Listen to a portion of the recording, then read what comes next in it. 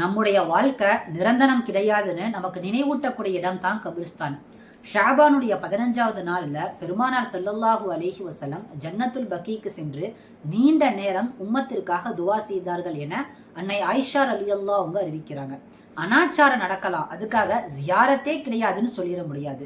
ஏன்னா நபி ஸல்லல்லாஹு அலைஹி வஸல்லம் கபறுகளை ஜியாரத் செய்யுங்கள், அது உங்களுடைய மறுமையை நினைவுபடுத்தும் என்பதாக சொல்லி காட்டுறாங்க.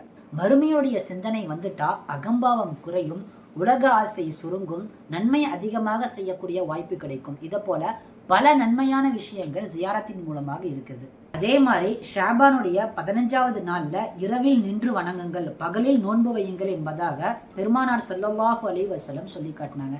எந்த அளவுக்கு வணங்கினார்கள் என்றால் நீண்ட நேரம் சிஜிதா செய்யறாங்க. சிஜிதாவிலேயே மூத்தாயிட்டாங்களா என்ற எண்ணத்துல அன்னை ஆயிஷா ரலியல்லாஹு பெருமானாருடைய காலை தொடுறாங்க. பெருமானார் ரைட்டா அசைக்கிறாங்க. சஜிதால இருந்து எழுந்த பெருமானார் ஸல்லல்லாஹு அலைஹி வஸல்லம் ஆயிஷாவை, இது என்ன நாள்னு தெரியுமா? இதுதான் நிஸ்ஃபு ஷாபான், ஷாபானுடைய 15வது நாள். இந்த நாள்ல பனு கிலாப் கோத்திரத்தின் ஆடுகளின் ரோமங்கள் அளவுக்கு மனிதர்கள் பாவம் செஞ்சாலும் இறைவன் மன்னிக்கின்றான் என்பதாக சொல்லி காட்டினாங்க. இந்நாளில் நம்முடைய அனைத்து பாவங்களும் மன்னித்து சுவனத்திற்கு தகுதியானவர்களாக இறைவன் நம்மை ஆக்குவானாக.